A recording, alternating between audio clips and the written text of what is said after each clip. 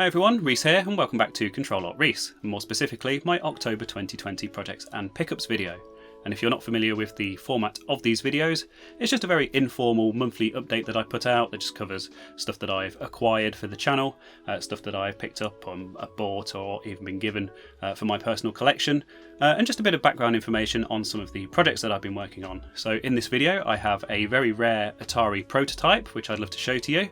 I have a couple of things that are going to really help with the output of my channel and really help improve the quality of my videos. I also have a package that I've been sent by a patron of mine, which is quite exciting. And on the subject of Patreon, I'm also going to be doing my Patreon gift of the month. So first things first, I think I should address the elephant in the room, and that is this complete and utter mess behind me. And basically, I usually spend probably an hour or so just tidying everything up before I set up to film. But I'm right in the middle of my Atari video music restoration. The Atari video music I covered in my previous video. It's a music visualizer from the 1970s that was made by Atari. And I'm doing some quite interesting updates to this, upgrades and a proper restoration on it. And I'm kind of in the middle of just putting it back together, and I didn't want to have to tidy all of that stuff away just to get it all back out again and kind of ruin the flow of what I was working on. So that explains the mess, but it's also quite a good insight for you into my channel and into kind of how I usually work. It is a complete and utter shambles. I'm not ashamed to admit that, but you know, I like to have everything to hand, all of my tools and all of the parts and stuff, and this is a very small room, so unfortunately that means it all ends up strewn about the place, all over the place. It works for me. Don't know how you like to work on your electronics projects. Maybe you're super tidy and have everything super organised in little drawers. I would dearly love to, and it's probably something I should work on in the future. But as you can see, I'm not quite there yet. So yes, first things first, the Atari video music, and that video should be coming along very shortly. The restoration's going extremely well now after some initial hurdles, so I can't wait to show that to you. So, in a break from tradition, and I appreciate it's only a tradition that was started in my previous projects and pickups video, but nonetheless a break from tradition, I'd like to start with my Patreon gift of the month this time around. And the reason for that should become apparent soon. So, the story behind my Patreon gift of the month, if you're not aware, is I have a really good following on Patreon for such a small channel, and it's something that I'm really grateful for, and I really do genuinely appreciate it. It's really motivating for me to sort of carry on doing what I'm doing, and it means that I've got a good group of people that I can kind of discuss ideas with and kind of help shape the future of the channel, really. So I decided that the money that I'm bringing in from that should be spent on something to either create some content for a video, or a tool or something else that will help me to improve the output of the channel longer term, because I think reinvesting that income back into the channel is definitely the way to go, and definitely the way to kind of grow things and to improve and progress.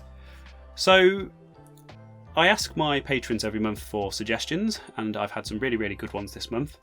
But this one actually came about as the result of a discussion over on Twitter.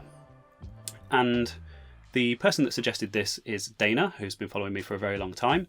Now, Dana isn't a patron of mine, but Dana's partner, Sheepy Tina, is and has been for quite a long time. So thank you, Sheepy Tina. I do really genuinely appreciate that support. Sheepy Tina also, incidentally, has a really good YouTube channel.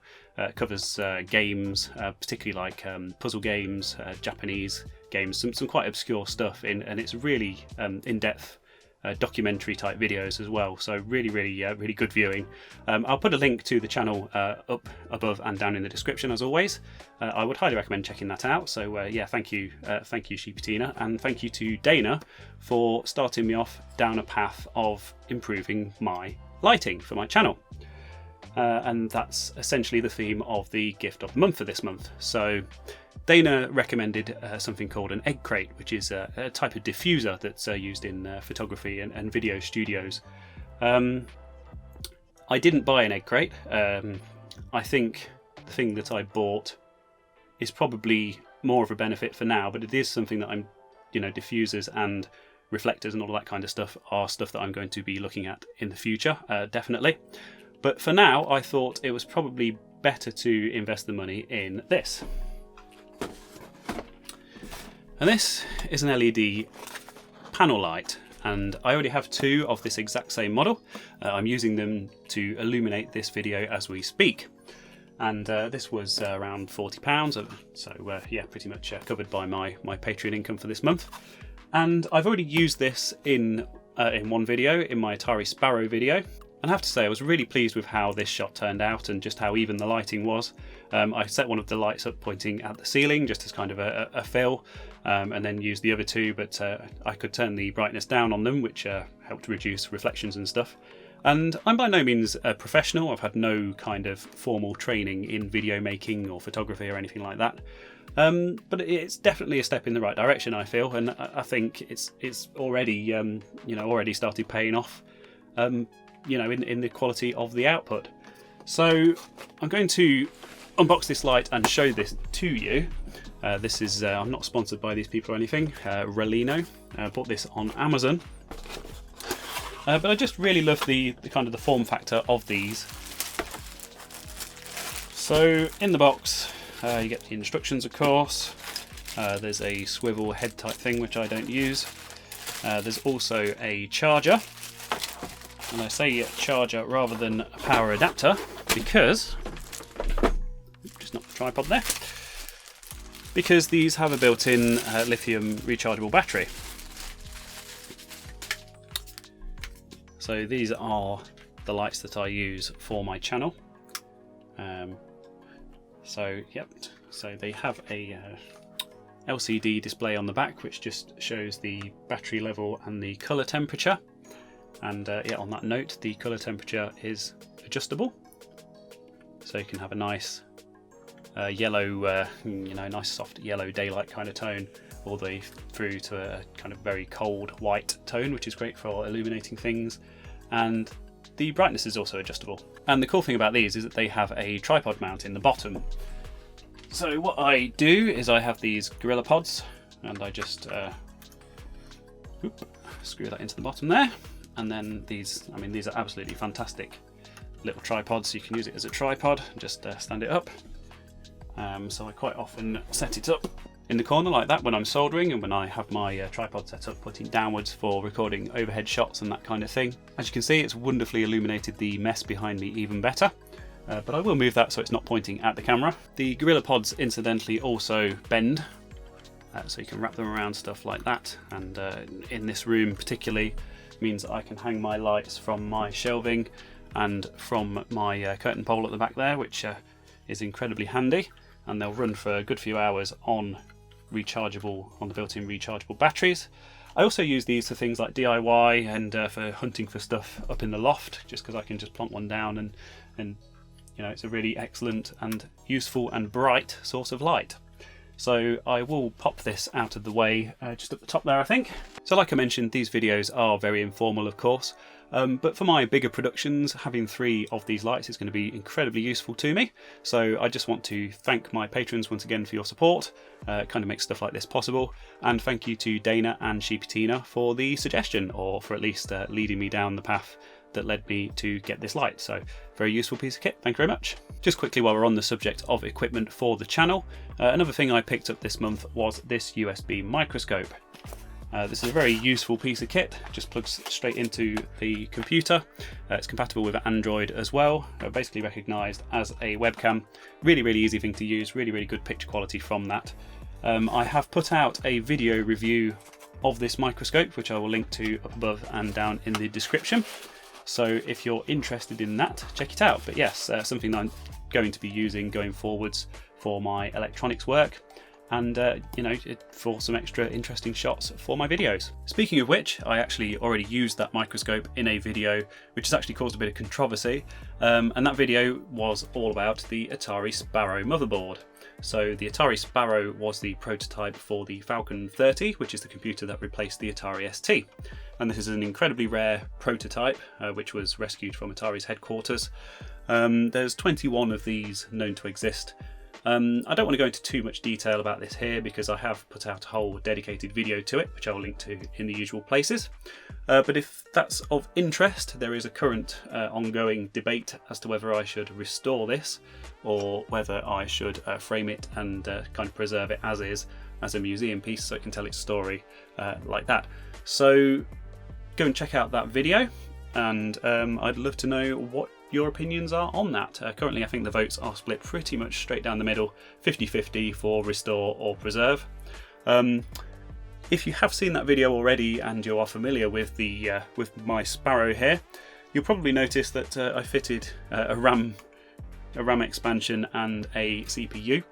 This doesn't necessarily mean that I am going to go down the route of restoring this, but they were very cheap and easy bits to pick up that just kind of plug straight in, and I think they make it look a little bit more complete, so I couldn't help myself really.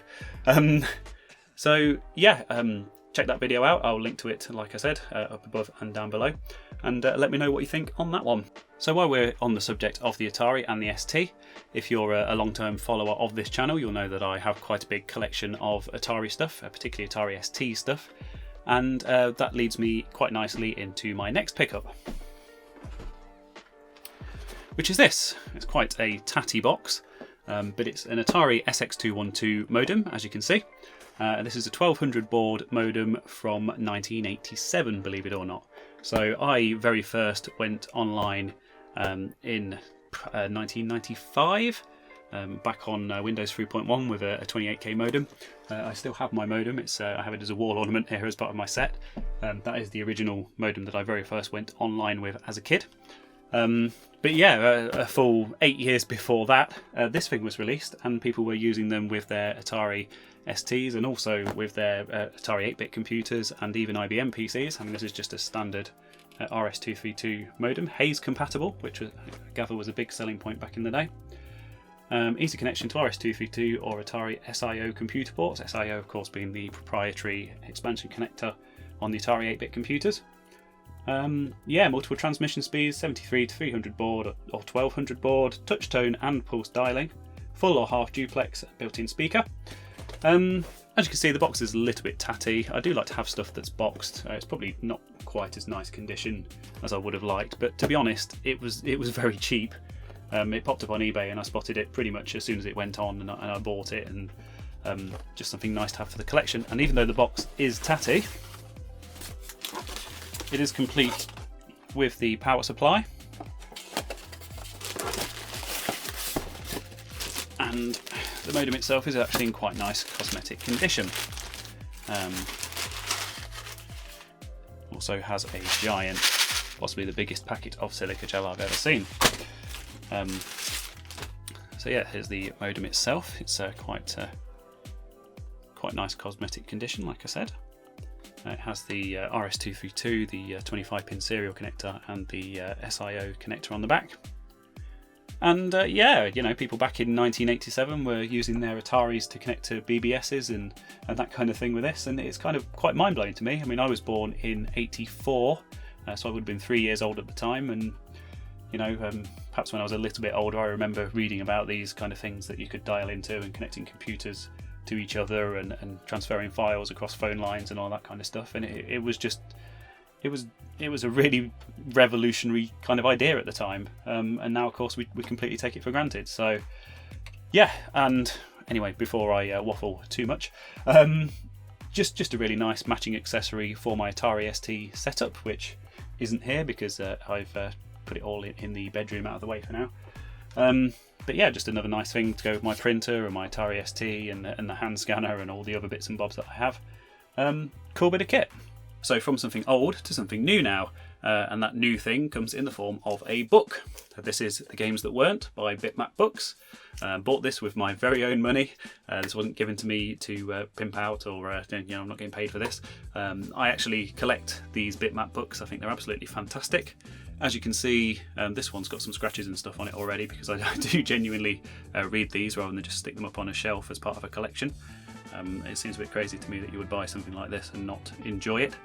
But the book itself is all about the games that weren't, so games that were cancelled while in development, and particularly games that were announced and had screenshots and things released. They've got some really good background information in here, some interviews with developers and that kind of thing. And this came up on my radar. Like I say, I have a few of the bitmap books anyway, but this particularly came up on my radar because of a video I put out in the very early days of my channel when I covered a game called Death Watch for the Atari Jaguar.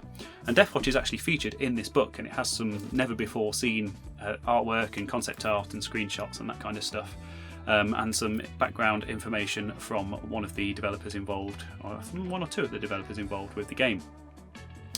And yeah, as with all of the other bitmap books, fantastic artwork in this, really well researched and put together, and a really great read. So I can highly recommend this if you're into that kind of thing, cancelled prototype games. And there's a lot of information here that just isn't available anywhere else. It's not even online. So very good read that.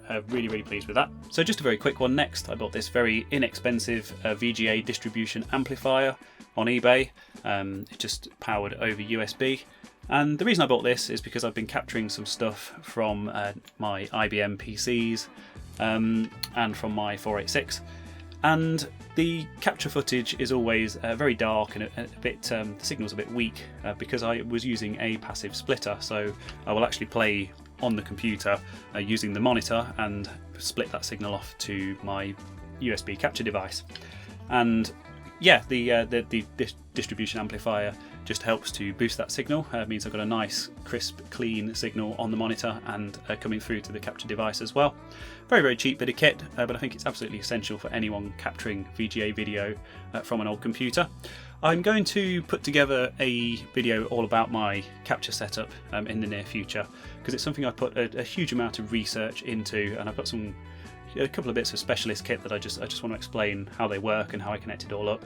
I'm set up to capture from pretty much everything now, from composite to S-video, upscaled in both cases, RGB, SCART, VGA, CGA, EGA, and I think that's going to be very useful knowledge to share for other people wanting to get started with YouTube or with streaming, or people wanting to kind of improve the quality of their capture. I'm all about helping other people out and kind of putting that information out there. So yeah, I think one of the final pieces of the puzzle in my capture setup, and something that I'm going to be covering in the near future. So finally, just before I get into this mystery box, which is sat on the floor next to me and has been tempting me throughout the filming of this video, just another thing for my electronics projects and helping to sort of design and prototype things, is this variable resistor box. So the idea behind this, and I have to admit this is the very first time I've opened this box, I haven't actually used it yet, but the idea behind this is that you can hook it up as part of a circuit, and you can, that's the wrong way up, and you can dial in the resistor value that you want. So you can basically very quickly iterate and test different resistance values within circuits. Hook it up to an oscilloscope and make sure that the levels look right for things like video output and stuff like that. So another cheap bit of kit, but something that's going to help me with my circuit design aspirations and really hopefully speed up the process of prototyping things and modifying these consoles and computers as I do. And finally, the very last pickup for this month, and it's actually a collection of pickups, I guess, because I know there are multiple items within this one. Now, this is a package that I received earlier this month from a guy called Dave. You will have seen him mentioned in the list of patrons at the end of my videos as Dave Velociraptor. And Dave is a fellow member of the RMC Discord. If you want to come and chat with me, that's the best place to do it. So I'll put a link down in the description. I have my own room there. And Dave, we kind of become good friends. We sent stuff to each other and helped each other out on some stuff. And yeah, really great guy, Dave is. And obviously I would say that because he sent me this present, but there's a couple of things in here that I've paid for that I'm expecting, but he's also mentioned that he has included some extras that I don't know about, so I'm very intrigued to find out what they are. And this, I have to admit, this has been sitting around for the past few weeks, and I've been really tempted to open it, but I really wanted to do it as part of one of these videos so he could see my reaction and so everyone else can sort of share in the experience. So let's dig into it and see what's in here.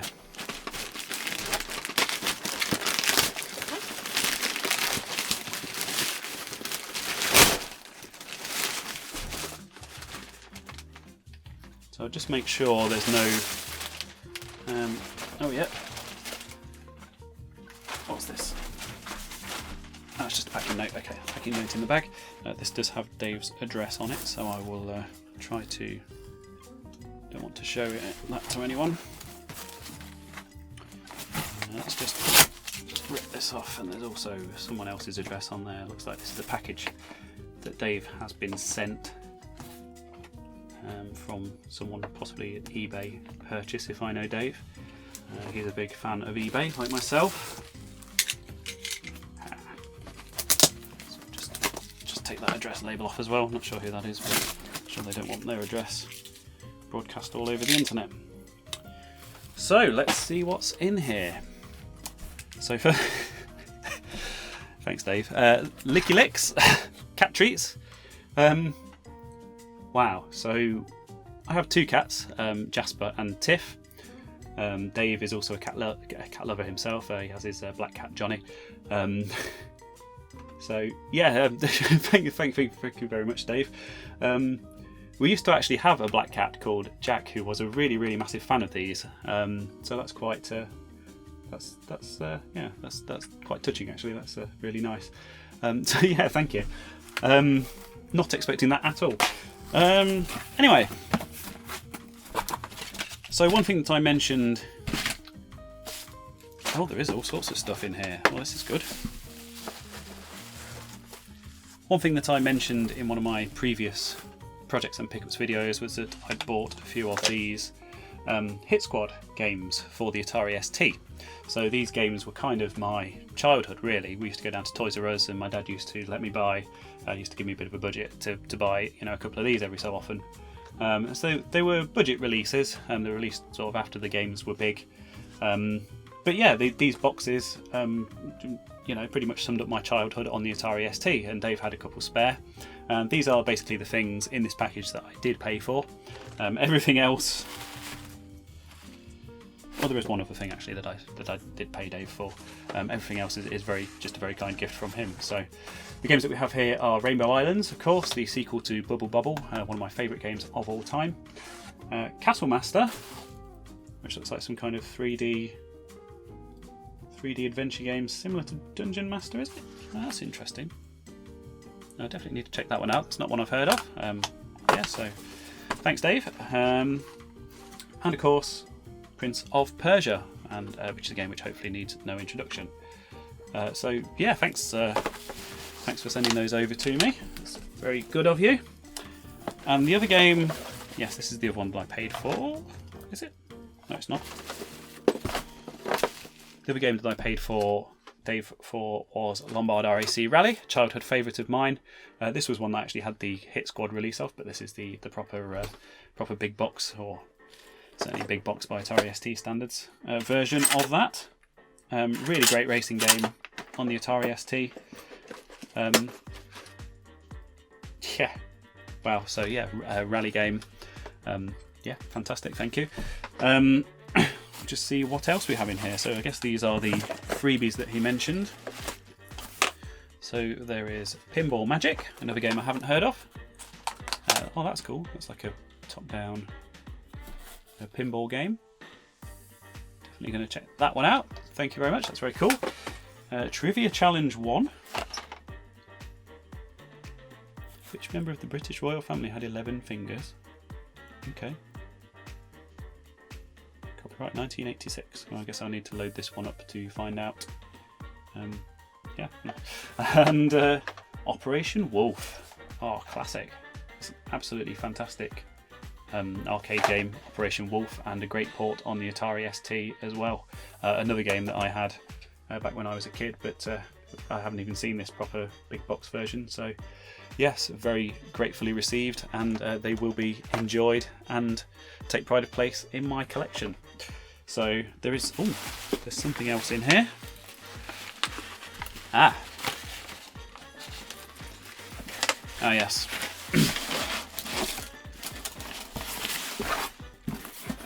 Just put this box down.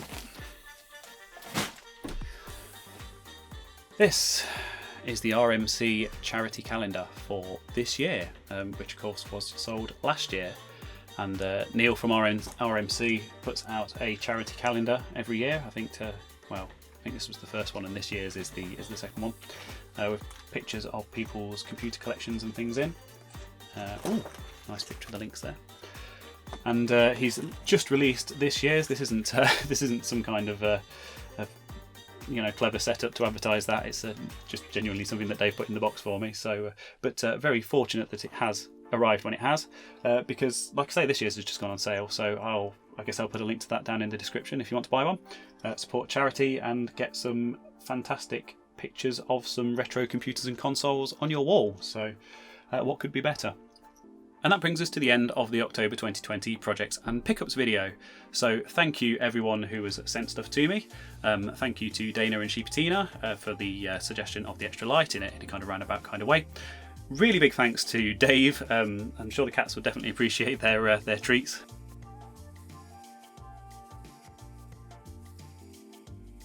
Thank you all for watching. If you enjoyed the video, please do give it a thumbs up. It helps me to improve the visibility of my channel and helps me to grow it in the future. If you're not a subscriber, but you've enjoyed watching this and want to see more like it and more of my projects and more of my collection, please hit that subscribe button so you don't miss out. And anything else, if you've seen anything in this video, you have any suggestions for stuff that I could cover in the future, or if you just want to chat, leave a comment down below. And I'll also put a link to my chat room on the RMC Discord down in the description as well. So thank you very much for joining me, and I'll hopefully see you next time.